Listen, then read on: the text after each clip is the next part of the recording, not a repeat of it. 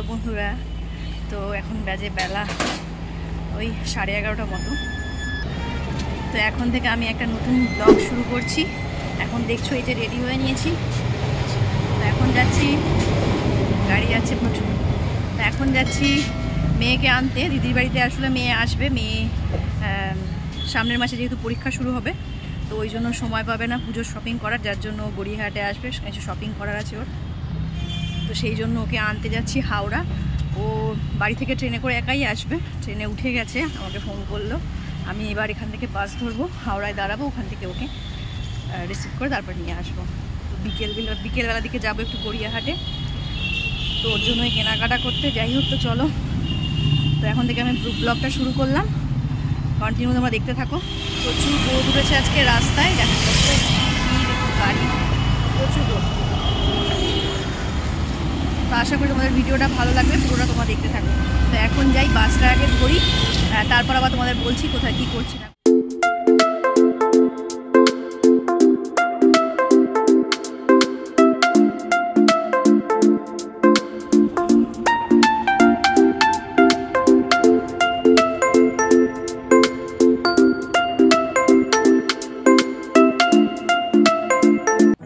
হাওড়া যখন পৌঁছলাম তখন 12টা প্রায় বেজে গেছে। আর আজ রোদটাও এত কড়া উঠেছে, তার মাঝে মেয়ের জন্য টেনশন তো আছেই। বাসে বসে কতবার যে ফোন করেছি তার নেই ঠিক।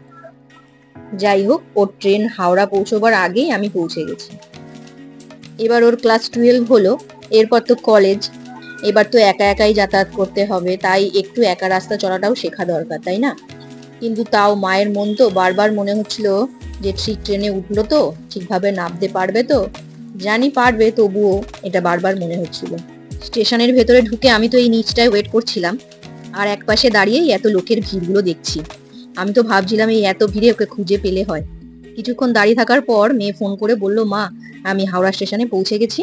যাক, এটা শুনে যেন শান্তি পেলাম। ওই যে দেখো আসছে।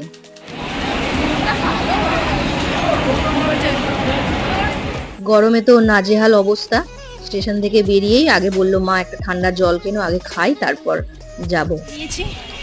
এবার যাচ্ছি বাস ধরবো, প্রচুর রোদ আজকে, রোদের এখন হাওড়াতে লোক প্রচুর কম, এত রোদ উঠেছে।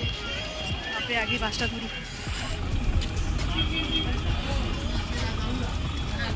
বাস থেকে নেবে এখন যাচ্ছি হেঁটে। গরম এত বাইরে পড়েছে যে বিধ্বস্ত অবস্থা, দুজনেরই মুখ চোখ পুরো ঘেমে গেছে, একদম কালো হয়ে গেছে ট্যান পরে। এদিকে ওর অবস্থাও খারাপ, আমার অবস্থা আরও খারাপ তোমার থেকে, আমি বেশি জায়গা থেকে। হ্যাঁ, তুই বেশি দূর থেকে এসেছিস, আর আমি যে বারবার ডবল জার্নি করলাম, একবার গেলাম একবার এলাম, ভালো লাগছে।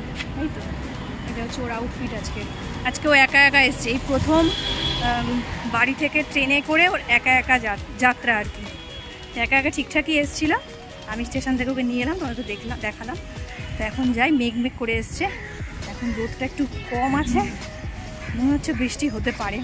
যদি বৃষ্টি হয় তাহলে কিন্তু তোর ব্যাড লাগে, বিকেলবেলা গড়িয়াহাট যাওয়া। তো এখন গিয়েও স্নান করবে, স্নান করে আসেনি, আমার তো সকালবেলা স্নান হয়ে গেছে। এখন গিয়ে স্নান করবে, তারপর খাবো। এখন বাজে কটা বাজে? এখন বাজে 2:40 বাজে, অনেক বেজে গেছে। বাসটা এত ঝোলালো মাঝে, আর বলার মতো না। খিদেও পেয়ে গেছে খুব, আর মনে হয় সকালবেলা টিফিনে হালকা টিফিন করে এসছে। তো এখন যাই, আগে স্নান টান করে ফ্রেশ হয়ে খেয়ে নিয়ে। তো এখন হ্যাঁ কম দাম। তো এখন বাজে বিকেল 5:30 না 5:45 বাজতে যায়। এখন আমরা বেরোলাম রেডি হয়ে। এই যে এটা হচ্ছে মেয়ের আউটফিট, পেছনে এই দিদি কোথায় গেল? এই যে দিদি, এই দিদি তোমাকে দেখা যাচ্ছে না ভালো করে। এই যে দিদি, এই যে দিদি, আর এই হচ্ছে আমি। হ্যাঁ, সাথী এসছে বলে তাই। আজকে মোটামুটি মেয়ে অনেক বছর পর এলো। কি কোনো রকম জামা কাপড় আমি আনিনি, তার জন্য জামাটা উপরের বদলালো, প্যান্ট একই রকমই আমি পরছি। যেহেতু একদিনের জন্য এসছে, সেই জন্য একটা প্যান্ট পরেই এসছে, সেটার সঙ্গে সঙ্গে ওপরের টপগুলো শুধু চেঞ্জ করে নিচ্ছে। একটা বেলা, 24 ঘন্টাও নয়। তা ওই যেহেতু টিউশনগুলো আছে, যার জন্য বেশি দিন থাকবে না, চলে যাবে কালকেই। তো যাই হোক, আজকে প্রায় অনেকক্ষণই টাইম লাগবে, দেখি কি করি সবটাই তোমাদের দেখাবো। তো এখন চলো যাওয়া যাক। পুজোর কি কি কালেকশন এসছে, হ্যাঁ সেটাও তোমাদের সাথে শেয়ার করব।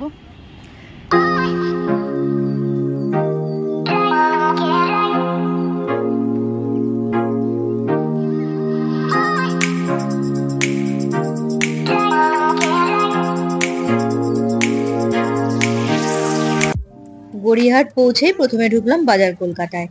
এতদিন পর্যন্ত আমার পছন্দ করা জামা কাপড়ইও পরতো, কিন্তু এখন তো দিন দিন বড় হচ্ছে, ওরও পছন্দ অপছন্দ বলে একটা জিনিস আছে, তাই আজও নিজের পছন্দ মতনই জামা কাপড় কিনবে।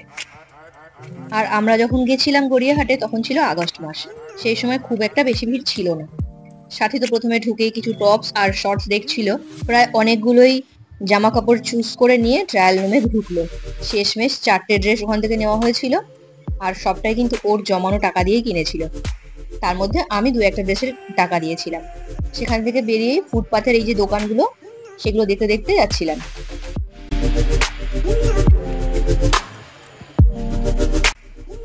সেখান থেকেও আবার 2টো ড্রেস পছন্দ করে নিল। তারপর এলাম এই টোট ব্যাগগুলোর দোকানে। এখানে দাম ছিল 100 টাকা করে। তো যেগুলো ও খুঁজছে সেগুলো না থাকায় সেখান থেকে আবার চলে এলাম অন্য দোকানে। আর আমরা যখন গেছিলাম তার কিছুদিন পরেই ছিল 15ই আগস্ট, তাই এখন যে দোকানটায় দাঁড়িয়ে আছি এটা একটা ঠাকুরের জামা কাপড়ের দোকান। সেখানে আবার 15ই আগস্ট উপলক্ষে অনেক ফ্ল্যাগও বিক্রি হচ্ছিল। তোমরা হয়তো ভাববে যে এই ভিডিওতে এখন ফ্ল্যাগ বিক্রি হচ্ছে, আসলে এই ভিডিওটা আগস্ট মাসের ভিডিও, অনেক আগেই তোলা। আমার কিছু প্রবলেমের জন্য আমি ভিডিওটা দিতে পারিনি, তাই এখন দিচ্ছি। এই দোকানে ঠাকুরের খুব সুন্দর সুন্দর জামা কাপড় বিক্রি হচ্ছিল, আমিও কয়েকটা দেখলাম, কিন্তু দামটা এত হাই বলছিল তাই আর না নিয়ে সেখান থেকে চলে এলাম এই ব্যাগের দোকানে। এইখানে আবার ও যা চাইছিল সেই রকম ব্যাগ পেয়ে যেতে 2টো নিয়ে নিল। দাম ছিল পার পিস ওই 100 টাকা করেই। এটা হচ্ছে ওই গোল পার্কের দিকে যেতে ডান দিকে যে ফুটটা পড়ে, ট্রেন্ড শোরুমের একদম অপোজিটে। তোমরা গড়িয়াহাট এলে একবার এই দোকান থেকে ব্যাগ দেখতেই পারো। এখানে কালেকশনগুলো কিন্তু খুব সুন্দর সুন্দর। আর একটা কথা, আমরা যখন গড়িয়াহাট গিয়েছিলাম সেই সময় পুজো কালেকশন খুব একটা ভালো ওঠেনি, কিছু কিছুই উঠেছিল। পুজো কালেকশন ভালো উঠেছে এই সেপ্টেম্বরের 1st থেকে। তো আমার এখনো গড়িয়াহাটের পুজোর শপিং কিছু কিছু বাকি আছে। আর তোমরা যদি চাও দেখতে যে কি কালেকশন আছে, নিশ্চয়ই আমাকে কমেন্টে জানিও, আমি অবশ্যই তোমাদের সাথে শেয়ার করবো। মেয়ে এত বছর বাদে গড়িয়াহাটে এসে, বিশেষ করে শপিং এ এসে, যে কোনটা ছেড়ে কোনটা নেবে আর কোনটা নেবে না কিছু বুঝতে পারছে না। এদিকে আবার দেখো কিছু স্লিং ব্যাগ আর সাইড ব্যাগের কালেকশন দেখছিল। আর তারই অপোজিটে এই দোকানের কুর্তির কালেকশনও দিচ্ছিল খুব সুন্দর সুন্দর, আর 200 টাকা থেকে শুরু ছিল। এটা হচ্ছে দেশপ্রিয় পার্কের দিকে যেতে ডান দিকের ফুটটা। আর এই প্রতিটা দোকানে কিন্তু সারা বছরই থাকে। আর তাছাড়া তোমরা গড়িয়াহাটে এলে নানা রকম অ্যান্টিক জুয়েলারিগুলোও পেয়ে যাবে রিজনেবল প্রাইসে। তবে ওনারা কিন্তু দাম অনেক বলে, একটু বার্গেনিং করতে হয়। এই দোকানে মেয়ে ওই ট্রেন্ডি ইয়ার কাপ যেগুলো সেগুলো ও দেখছিল।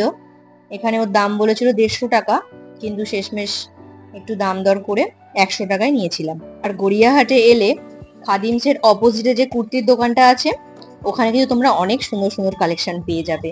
1 পিস, 2 পিস, 3 পিস, গাউন, দারুণ দারুণ ডিজাইনের পাবে। সব কেনাকাটা হয়ে যাওয়ার পরে শেষে এলাম এই দোকানে। এখান থেকে মেয়ে নেবে ধুতি প্যান্ট। এখানে কালেকশনগুলো খুব ভালোই ছিল, আর অনেক রকম প্রাইসের ছিল, প্রোডাক্ট হিসেবে দামগুলো ছিল আর কি। ও যেটা নিল সেটার দাম বলেছিল 300 টাকা, তারপর একটু বার্গেনিং করে 270 দিয়েছিল। গড়িয়াহাট এলে একটু হাতে সময় নিয়ে আসবে, একটু ভালো করে এদিক ওদিক খোঁজাখুঁজি করে তোমরা কিন্তু খুব সুন্দর সুন্দর ড্রেস খুবই রিজনেবল প্রাইসে পেয়ে যাবে। তারপর বাড়ি ফেরার সময় আমি আর দিদি আইসক্রিম খাচ্ছিলাম, কোন ফাঁকে আবার মেয়ে সেটার ভিডিও তুলে নিয়েছে। ডিনারে মেয়ে পিৎজা খাবে বললো, তাই আবার গেলাম অটো থেকে নেমে ডমিনোজে। সেখানেও ঘটেছিল এক কাণ্ড, থাক সেটা আর বলবো না, কারণ তোমরা শুনলে হাসবে। তো আজকের ভিডিও তোমাদের কেমন লাগলো অবশ্যই আমাকে কমেন্টে জানিও। আর যদি ভালো লাগে তাহলে একটা কমেন্ট আর একটা লাইক করে আমার চ্যানেলটা সাবস্ক্রাইব করে একটু আমার পাশে থেকো, যাতে আমি নতুন করে ভিডিও বানানোর মোটিভেশন পাই। তো আজকের মতো এতটুকুই, ফিরে আসছি নতুন ভিডিওর সাথে খুব তাড়াতাড়ি। ততক্ষণ যেন তোমরা সবাই খুব ভালো থেকো, সুস্থ থেকো আর হ্যাপি থেকো। টাটা।